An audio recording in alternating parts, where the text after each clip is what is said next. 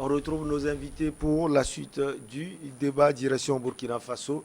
La junte qui a pris le pouvoir il y a une semaine dans ce pays est très ouverte aux discussions, ont assuré les émissaires internationaux qui ont rencontré le nouvel homme fort du pays, Paul-Henri Sandaogo, lundi à Ouagadougou, mais aussi le président renversé, Roch-Marc Christian Kaboré, qui va très bien. Alors, pasteur Edo Komi, quand on voit une junte au Burkina Faso qui, selon les émissaires internationaux, est très ouvert au dialogue, cela vous fait rire? Non, ça me fait rire. C'est comme si le coup d'État est permis quelque part et ailleurs, ce n'est pas permis. C'est l'impression que c'est l'impression que j'ai très rapidement quand je les ai écoutés. Bon, c'est tout à fait normal. Je crois que ils ont compris que ce qu'ils ont fait au Mali, c'était vraiment, ça a presque fait voler en éclats la dernière crédibilité, la plus petite qui reste à la CEDEAO. La plus petite qui reste à la CEDEAO, c'est presque volé en éclats. Donc il fallait maintenant ramollir la position pour aller vers les autorités. Moi, je ne veux plus, je les appelle, c'est les nouvelles autorités burkinabées. Pour moi, c'est les nouvelles autorités burkinabées. Puisque le terme junte, là, moi, je l'ai abandonné. Hein. Et donc, vous aussi, vous avez mis la junte. Il faut mettre les autorités burkinabées. Pour moi, ce sont les autorités burkinabées. C'est eux qui incarnent, ces gens-là qui incarnent aujourd'hui la vie de ce pays. Donc, c'est les autorités. Et donc, du coup, la CEDEAO et l'ONU ont raison, ont bon sens de pouvoir les taxer, de les traiter, d'être fréquentables, d'être exemplaires selon les échanges qu'ils ont eus. Et c'est de bonne loi. Maintenant, ils sont exemplaires parce qu'ils sont à l'écoute. Ils sont à l'écoute. Je crois que je crois que peut-être à certains. Je crois que je crois que on peut se parler si on se respecte. Donc la CEDEAO a tiré la leçon de ces déboires. Aujourd'hui, partout, dans tout... C'est la junte qui tire les leçons la CEDEAO. C'est la CEDEAO plutôt, qui a compris que les sanctions prises contre le Mali n'ont pas retenu l'adhésion des peuples de la communauté de l'espace. Les sanctions ont été aussi graduelles, pasteur Edo Komi. Non, je suis d'accord que au lendemain du premier coup d'État, je crois qu'on s'est compris. Il y avait les nouvelles autorités étaient tellement disposées à discuter avec la CEDEAO. Et donc, c'est par la suite que l'armée a compris que l'objectif pour lequel le coup d'État a été fait était en train de dévier. Parce que il faut... Et elle est revenue déposer Bandao. Non, ce n'est pas elle est revenue, Elle était déjà là. Non, elle était... la vice-présidence. Non, je dis, voilà, tu es revenu, c'est ça. Elle était déjà là. Donc, les autorités burkinabées ont compris aussi qu'il faut quand même aller de manière sage aussi et écouter leurs interlocuteurs. C'est ce qui a été fait. Donc, je crois quand même que on veut donner l'impression qu'à côté, ça se fait bien et que de l'autre côté, ça ne se fait pas bien. Et pour pouvoir rester dans les normes, dans la bénédiction des nouvelles autorités burkinabées et peut-être contrecarrer les actions qui se font au Mali. C'est politique. Même qui a assisté aux échanges, même pour nous dire exactement comment les choses sont passées. On nous a seulement donné compte rendu. Si c'est dur, la CEDEAO dit cela. Ne dirait pas. Ou les commissaires. Ne va pas dire. Mais il y a une phrase des autorités. On dit que la situation qui prévalait nous a poussé à prendre nos responsabilités pour l'histoire. Cette phrase-là, elle est très importante selon les collègues, les collègues de la société civile du Burkina. Donc, je dis que aujourd'hui, la CEDEAO doit revenir à de meilleurs sentiments. La situation du Burkina l'interpelle et interpelle tous. Au fait, nous faisons partie d'une communauté et que la communauté est malade, la communauté n'est pas efficace. Je crois que c'est nous tous qui sommes concernés. Au fait, c'est ça. Parce que nous sommes tous liés. C'est un destin commun. C'est un destin. Nous avons un destin commun. Et je crois que pour nous, la CEDEAO devait être à une image, hein, à cette image-là qui permet de sceller le lien de cette communauté. Ce n'est pas le cas. Les nouvelles autorités burkinabées sont fréquentables, sont un modèle. C'est une bonne chose. Je crois que la suite nous dira. Alors, Germain Pouli, est-ce que ce sont les nouvelles autorités qui sont fréquentables ou bien, comme Pasteur Edo l'a dit, la CEDEAO est en train de traiter bien avec ses élèves pour que le cas malien ne revienne pas, disons au Burkina Faso? Je pense que chaque cas est unique et la CEDEAO adopte toujours la même posture. Hein. Vous savez, en Guinée, quand Alpha Condé a été déposé, on a dépêché aussi la mission de la CEDEAO exactement. Je pense que ce que la CEDEAO attend des autorités qui gèrent la transition, c'est de fixer un calendrier pour le retour à l'ordre constitutionnel. Alors, ce qui s'est passé au Burkina, c'est que tout de suite, la junte a rétabli la constitution. Oui. Donc c'est différent. Ailleurs, on suspend les institutions et la constitution.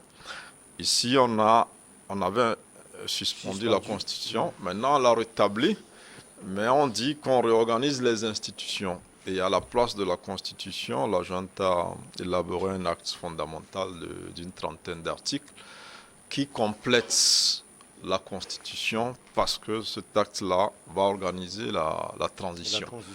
Donc je crois que c'est déjà...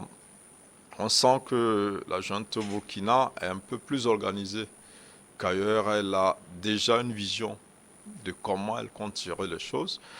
Ça peut laisser présager que très vite, elle va laisser le pouvoir aux civils, mais elle ne l'a pas encore dit. Parce que dans ses priorités, il y a les questions sécuritaires aussi. Maintenant, ça peut ressembler un peu au cas du Mali où elles peuvent demander beaucoup plus de temps pour gérer les questions sécuritaires. Mais d'entre eux, je crois que c'est peut-être ça que la CEDEAO appelle une ouverture. Parce que, et puis il ne faut pas oublier aussi qu'on a laissé voir aussi l'ancien président, comme on a dit, mais en même temps la CEDEAO aussi réclame sa libération. Ce n'est pas encore fait. Mais sur le terrain du recours, du retour à l'ordre constitutionnel, parce que c'est toujours ce que la CEDEAO demande, quand on chasse un président, c'est qu'il faut élire un nouveau président. Donc la CEDEAO est dans cette logique. Donc les nouvelles autorités ont cet acte fondamental-là qui définit la transition. Et donc c'est quand on connaîtra le contenu, et puis elles ont aussi annoncé une ouverture des discussions nationales donc pour définir les priorités. Si tout ça est fait, on verra si c'est une junte qui, raisonnablement, dans un temps relativement court, compte régler ou commencer par régler les problèmes et céder le pouvoir, ou si elle compte s'éterniser. Donc c'est un peu la difficulté, c'est de voir des militaires faire des années au pouvoir, hein, alors qu'ils viennent de chasser un civil et que la Constitution prévoit que quand il y a vacance du pouvoir, quand un président n'est plus là, celui qui est élu n'est plus là, il faut dans un délai qui varie selon les constitutions, organiser une autre élection pour le remplacer. Donc je pense que la CEDEAO n'a rien fait de nouveau. Est-ce qu'il n'est pas tôt, peut-être Germain Pouli, de dire que c'est une junte entre griffes obéissante? Non, elle n'est pas obéissante, sinon elle aurait libéré déjà le président. Je pense qu'elle compte libérer le président quand elle estimera que c'est nécessaire et c'est opportun. En même temps, je pense qu'aujourd'hui, nous arrivons quand même à des juntes assez intellectuelles. C'est des armées qui ont des intellectuels qui mettent de la manière dans la façon de faire, même parfois dans les décisions qu'elles prennent, qui sont assez populaires et qui tiennent compte des aspirations des populations. Donc, elles étudient bien la situation, elles savent ce qui se passe ailleurs, elles savent aussi le fonctionnement de la CEDEAO. Vous savez que le Burkina a été exclu de la CEDEAO, des réunions de la CEDEAO. Comme lors de tout coup d'État, ce que la CEDEAO fait, c'est qu'on vous exclut des instances. Parce que président militaire n'a pas le droit de venir aux réunions des présidents qui sont élus. Ouais. Donc c'est tout à fait normal et l'Union africaine aussi a emboîté le pas à la CEDEAO, même si l'Union africaine aussi était à Ouaga. Mais ça c'est des mesures basiques. Quand l'ordre constitutionnel est troublé par un coup d'État, on ne permet pas à ces autorités-là qui viennent d'arriver de prendre part aux instances de la CEDEAO. C'est ce qui s'est fait. Donc, cette sanction a été appliquée au lendemain du coup d'État, comme dans tous les autres cas. Et maintenant, par rapport à l'ouverture dont la CEDEAO parle, ça on verra d'ici jeudi. Normalement, la CEDEAO doit se réunir. Est-ce qu'elle tiendra compte de ça? Est-ce qu'il y aura des menaces de sanctions à partir du moment où la junte a montré que visiblement, elle a déjà un plan pour la transition. Donc je pense que c'est de la durée du contenu de la transition que dépendra la réaction de la CEDEAO. Toujours est-il que plus généralement dans les constitutions, c'est après 3 ou 6 mois, il faut faire des élections. Et la CEDEAO aussi a l'habitude de laisser les transitions évoluer entre 9 mois, 12 mois, peut-être un peu plus, aller jusqu'à 24 mois, on n'en sait rien, mais tout dépend des situations. Aujourd'hui, un jeune qui a apparemment maîtrise son sujet et a envie de faire les choses autrement, qui surtout a envie de garder de bonnes relations avec les organisations internationales auxquelles le Burkina appartient. Donc, on attendra de voir qu'on dévoile ce contenu de la transition-là et puis la réunion de la CEDEAO qui arrive, surtout que les missions ont gardé une très bonne impression des autorités burkinabées du moment. Alors, pasteur, pour la CEDEAO, c'est au prime abord une délégation militaire qui s'est rendue à Ouagadougou. Ensuite, suivra une autre délégation, cette fois-ci civile, même si la délégation militaire a été conduite par la ministre des Affaires étrangères du Ghana, Shirley Ayorkor Botsoe. Pourquoi d'abord une délégation militaire? Alors, je crois que la CEDEAO commence par apprendre les leçons. En ce sens que il s'agit d'un coup d'État militaire. Il faut peut-être que les militaires aillent prendre langue avec leurs collègues d'armes pour se mettre en évidence de la situation. Mais cette situation, est-ce qu'elle devait échapper à la CEDEAO, la situation au Burkinabé? Il y a quelques mois, nous avons eu déjà les indices. Nous tous ici présents, nous avons eu les indices sur la situation. Du coup d'État raté? Non seulement coup d'État, bien avant l'insécurité des manifestations, de l'opposition, de la société civile, tout ce qui réclamait que les armées, enfin les forces armées burkinabées, les forces de défense soient bien équipées. Que ce soit l'opposant, le chef de file de l'opposition, Koibo, comment vous l'appelez?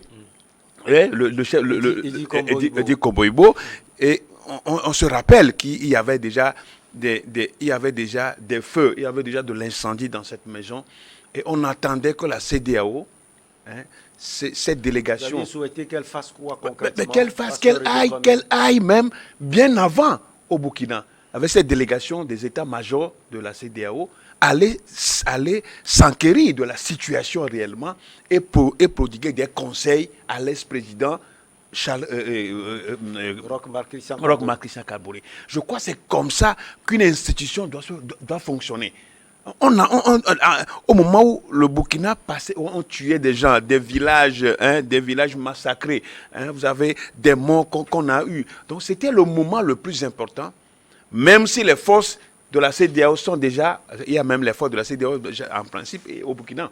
Bon, donc les états-majors là les chefs d'état-major devaient aller au Burkina, évaluer la situation comme ils sont allés le faire, pour prodiguer des conseils à l'ex-président, pour lui dire la situation telle qu'elle se présente, là, elle risque de vous échapper si vous continuez ainsi. Je crois que ça n'a pas été fait. Ils ont entendu le chef de l'État renversé avant d'aller s'assurer de la sécurité, d'apprécier le niveau de la sécurité au Burkina. Est-ce que vraiment vous trouvez ça normal? Moi, je ne trouve pas ça normal. On pouvait le faire en amont, pour prévenir ce coup d'État. Il y a un coup d'État, on a arrêté, il y a une tentative de coup d'État. On a arrêté le colonel Zungrana. Mais tout ça là, c'est des indices. Et que la CEDEAO, en principe, la CEDEAO devait encore envoyer une mission pour dire ah, la situation là, telle qu'elle se présente, celui que vous avez gardé là, les autres peuvent le venger. Ses collègues d'armes peuvent le venger. Je crois que c'est comme ça. C'est une analyse plus fine de la situation. Et que la CEDEAO, selon vous, n'a pas eu à faire. La CEDEAO n'a pas eu à faire. Est-ce qu'il y avait possibilité? Et aujourd'hui, il faut attendre qu'il y ait un coup d'État avant de sanctionner. Non, je pense qu'on demande un peu trop à la CEDEAO. Ah voilà, on lui demande trop, voilà, le Parce fait que est là. c'est pas- On lui demande de trop, non? Non, c'est pas son rôle. Ouais, mais c'est pas son rôle. Il s'agit des affaires intérieures. Ah, ok. C'est comme des gens manifestent. Ben, c'est toujours intérieur aujourd'hui, Oui, non? j'arrive, la C'est CEDEAO toujours intérieur. Non. En réalité, chaque pays est libre de sortir. Non, de mais la les gens sont libres de faire de n'importe quoi. Non, ce que j'allais dire, les pays sont libres de sortir de la CEDEAO. Oui, bien sûr. Rien ne les empêche. Oui, oui. Voilà, donc quand vous appartenez à une communauté, elle a ses règles. Et si vous êtes là, elle vous dit que c'est. Et donc, quand on voit les situations troubles qui vous menacent loin, aucun un membre de pays, on ne lui dit rien. Avancer rapidement. Aujourd'hui, il y a coup d'État, la CEDEAO dit on vous exclut. On vous suspend d'abord, on n'a pas exclu. Ouais. Voilà. Peut-être un jour, on peut exclure, on peut aller jusqu'à. On ne peut pas être membre d'une association comme ça à Germain. Non, ce que je veux dire. Et vous ne gagnez rien, il n'y a pas de. Vous ne gagnez rien. Non, comment il n'y a rien? Revenons encore. Prenons même l'ONU qui est une organisation plus forte. Oh non, c'est l'autre pacotille. Plus forte que la CEDEAO. L'autre pacotille. Est-ce qu'elle arrive à intervenir dans les États? Ben voilà, donc les populations. Un groupe de mafieux. Par exemple, les Burkinabés manifestent, ils disent le président ne donne pas les moyens à l'armée pour combattre. Mais la CEDEAO va faire quoi dans cette affaire? Elle va donner les moyens au Burkina pour équiper son armée. Conseiller, c'est un membre. Non, mais conseiller, on n'en a pas besoin. Si IBK a été renversé de la même manière, mais tous les présidents devraient savoir que s'ils ne donnent pas les moyens à leurs armées pour travailler, ces armées-là peuvent se retourner. Ils ne donnent pas les moyens, mais s'ils ne gouvernent pas bien aussi. Non, pour le moment, allons doucement. Bon, c'est vrai que... tout ça va partir. Ici, les armées justifient ça prioritairement par les questions sécuritaires. Le manque et l'insuffisance on ajoute d'équipement. les questions de bonne gouvernance c'est autre, pour avoir encore les populations derrière. C'est affaire normale. Donc on dit, vous on ne vous donne pas à manger. Parce que le pays est mal dirigé. Donc on va balayer. Il Voilà, on va balayer tout ça. Donc, même prioritairement, c'est des militaires qui travaillent dans des conditions difficiles, qui sont dans une guerre qui ne dit pas son nom. Ils n'ont pas mangé. Donc, ils perdent. Voilà, donc en novembre, quand 52 ou 53 gendarmes perdent la vie, je crois que le président burkinabé, c'est ça qui a véritablement aurait dû se dire que je ne fais pas assez pour les gens trahis. Parce que je ne leur donne aucun moyen pour travailler. Au contraire, je les empêche de travailler. Quelqu'un qui mange pas. On les prive de manger. Qui ne mange pas, même s'il n'est pas armé, il pouvait encore se débrouiller. Là, il a faim. Il n'a pas de moyens. Il n'a pas les moyens. Donc, ça veut dire que, à partir du moment où il y a eu ces cas au Mali, tous les présidents devraient se dire, ah, si nous ne donnons pas des moyens à nos forces de défense et de sécurité, demain, ils pourront se fonder dessus et balayer tout ce qui se fait. Maintenant, ça c'est un problème de l'armée. Mais l'armée n'a pas vocation de venir dégager un président quand ça va mal. Et comme on le disait la dernière fois avec Macron, mais l'armée française aurait dû dégager Macron depuis longtemps. Il y a un degré quand de culture. Les gilets jaunes sont sortis. C'est pas son rôle. Mais par contre, ici, les armées se donnent plus facilement ce rôle-là. Quand il y a problème, l'armée se dit, on prend un bel exemple, c'est Jerry Rawlings qui dit quand il y a injustice et tout ça, l'armée peut intervenir. D'accord, il y a des coups d'État qu'on applaudit, mais il y a beaucoup de coups d'État aussi qu'on regrette, parce que même le coup d'État de Kwame Nkrumah a été applaudi.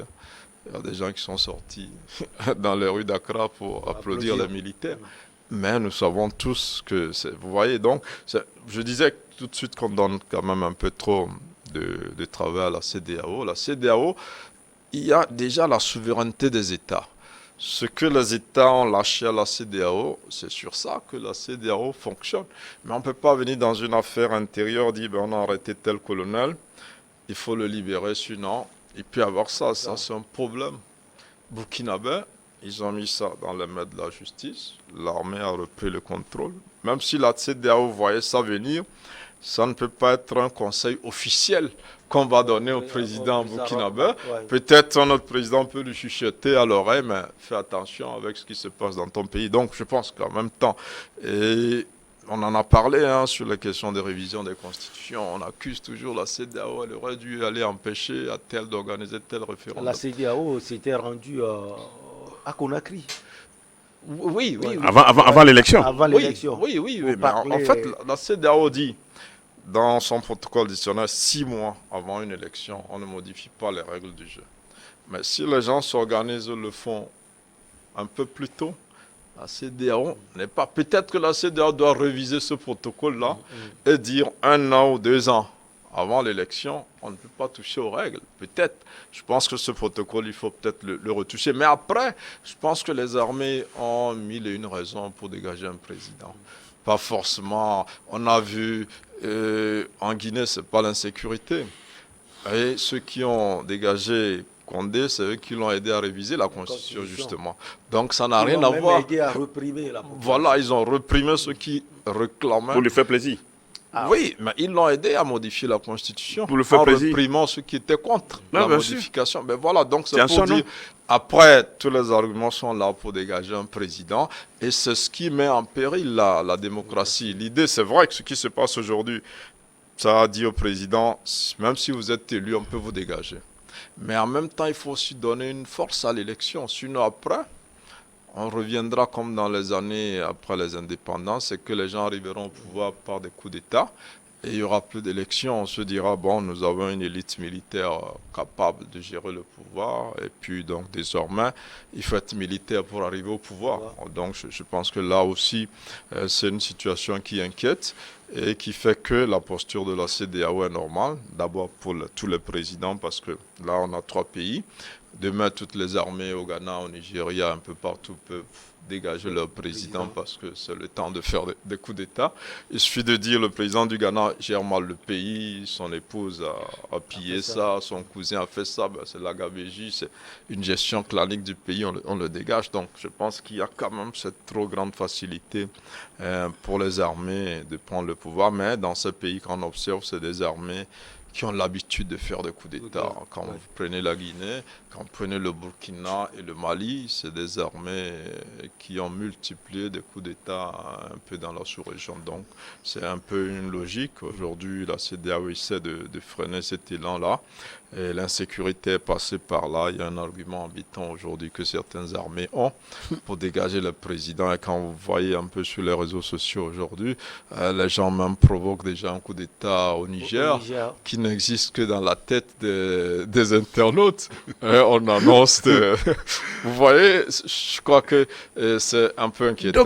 Il faut qu'on revienne aux fondamentaux de la démocratie et que l'armée pourrait aider à gérer les questions sécuritaires sans être forcément au pouvoir. Alors, je crois qu'on s'est bien compris. Nous avons eu de très bons échanges avec le chef de l'État. Ce que j'ai noté, c'est leur disponibilité à travailler avec la CEDEAO, a déclaré Jean-Claude Cassibrou, président de la commission de la CEDEAO. Ça ouvre les horizons, sans doute, Pasteur Edo Kobi, pour le Burkina Faso. Non, oui, je voudrais revenir un peu sur ce que mon co-débatteur a dit tout à l'heure. Sans problème. Vous savez, je suis fondamentalement contre les coups d'État. Fondamentalement, je suis contre les coups d'État. Je suis fondamentalement contre les coups d'État. Mais dans l'espace CEDEAO, il y a un problème. La CEDEAO n'arrive pas à se mettre en cause pour pouvoir ouvrir un horizon meilleur à la communauté. C'est ça le mal. Parce que on est dans une communauté. Je suis d'accord qu'on parle de la souveraineté. Bon, quand on parle de la souveraineté, aujourd'hui, pourquoi on va aller... On a arrêté, on a renversé le président burkinabé. Il est devenu, c'est vrai, il est un ancien, un ex-président, il est devenu un citoyen burkinabé. On ne réclame pas sa libération. Qu'on le laisse là-bas en prison et que si on peut ouvrir même un dossier judiciaire contre lui, qu'on le fasse. Qu'on le fasse pour avoir laissé les populations dans des situations où on devait en principe on devait s'occuper de ça, n'a pas été fait. On devait les protéger. Il devait les protéger. C'est-à-dire les gens sont le fait de ne pas porter assistance aux personnes en danger. Parce que vous envoyez des gens au front sans équipement. Les gens sont devant les djihadistes, les gens qui sont les adversaires qui sont super équipés, qui sont super armés. Vous leur donnez les bâtons. Et vous ne les nourrissez pas. Vous les laissez à jeun. Ben, pour moi, c'est un crime. Il a commis un crime qu'on le laisse là-bas, qu'on ne demande pas. Moi, souvent, c'est quand on demande la libération de ces chefs d'État déchus-là, ça me fait très mal. Parce que ils n'ont pas été à la hauteur de leur tâche. Et il faut que la justice s'occupe d'eux. Il faut que la justice s'occupe d'eux, qu'on n'aille pas demander. C'est comme si ce sont des super citoyens. Il est déchu, il est devenu un citoyen, qu'on le laisse. Comme d'autres citoyens qui sont en prison, pour leurs opinions politiques dans l'espace communautaire, et que la CEDEAO, des fois, la CEDEAO souvent ne demande pas d'après. Et même si la cour de la CEDEAO prenant des décisions, ces décisions sont souvent occultées. Donc, le président Roch Marc Christian Kaboré doit répondre devant la justice. Mais il n'a qu'à répondre. Il n'a qu'à répondre devant la justice. Pour avoir laissé les citoyens dans des situations C'est peut-être ce que la junte est en train d'étudier. Non, je crois qu'il faut laisser justement les nouvelles autorités burkinabées étudier cet aspect de la chose. Donc aujourd'hui, Kassi Brou, lui, le général Béhanzin, nous c'est des gens que, nous les Togolais, c'est parce que nous sommes pacifiques. C'est des gens dont on ne veut même pas entendre parler. Vous parlez de général Béhanzin, vous parlez de Kassi Brou, c'est des gens qui nous ont noyés, ils sont venus noyer au nom de la CEDEAO, ils sont venus noyer ici au Togo. Mais lors de leur mission de la CEDEAO, là, ils sont venus raconter 2018 jusqu'à 2018, ils sont venus raconter des histoires. Quelle histoire? Les histoires, vous le connaissez très bien. Wow. Et ils sont venus noyer l'opposition, ils sont venus raconter des suites, ils disent une chose et son contraire, ici dans ce pays. Donc c'est des gens dont nous, on ne veut même pas entendre parler. Quand vous me parlez de Général Béhanzin, j'ai de la nausée. Vous me parlez de Kassi Brou, ça me fait... J'ai mal à la tête immédiatement. Parce que c'est des gens qui sont habillés au col, pas au col occidental, c'est-à-dire quand vous les voyez, c'est comme des Africains, mais qui jouent des rôles troubles en Afrique dans cet espace. Bon, donc, il a eu, ça c'est son affaire. Il a eu de très bons échanges avec le chef de l'État. Ça c'est l'affaire de Kassi Brou. Moi, ça ne me concerne pas. De la CEDEAO, bien sûr. Non, je dis ça ne me concerne pas. Maintenant, ce que moi je recommande aux nouvelles autorités burkinabées, c'est de se méfier. Parce que leur crédibilité, on connaît le Burkina Faso, c'est un pays debout. Le Burkina Faso, depuis Thomas Sankara, est un peuple debout. Vous aviez souhaité qu'il joue un autre rôle face à la CEDEAO, sans doute, Pasteur Edo. Non, le rôle, c'est d'écouter. Bien sûr, il faut que les nouvelles autorités écoutent la CEDEAO. Mais pour finir, ils doivent chercher, tamiser les propos de la CEDEAO et choisir ce qui peut convenir au peuple burkinabé. Sinon, je le dis, le peuple burkinabé, la société civile burkinabé est tellement debout que si les militaires, que si ceux qui sont au pouvoir dévient, mais leur sort sera scellé rapidement. Ce n'est pas un peuple comme à côté. Ce n'est pas un peuple d'à côté. C'est un peuple debout qui sait ce qu'il cherche. Et ils ont même élu. Kaboré a été élu. D'ailleurs, ces trois chefs d'État ont été récemment élus. Ça n'a même pas fait 2 ans, que ce soit pour Ibeka, c'est 2 ans pour Ibeka, que ce soit pour Alpha Condé, que ce soit pour Kaboré. C'est des peuples, c'est des présidents qui ont été élus récemment. Par le peuple, mais qui finalement, sont aujourd'hui décriés par le même peuple. Non, bon, je pense que le peuple et la rue, il faut faire une différence. Les populations qui sont dans la rue, on peut les évaluer et estimer que il y a la rue qui est contente, mais le peuple, on le juge beaucoup plus. Non, au Burkina, c'est un peuple. Debout. On le juge beaucoup plus par la rue, dans les urnes. On marque la pause pour le journal. On vous retrouve, Germain Poulier, Pasteur Edo Kami, pour la suite.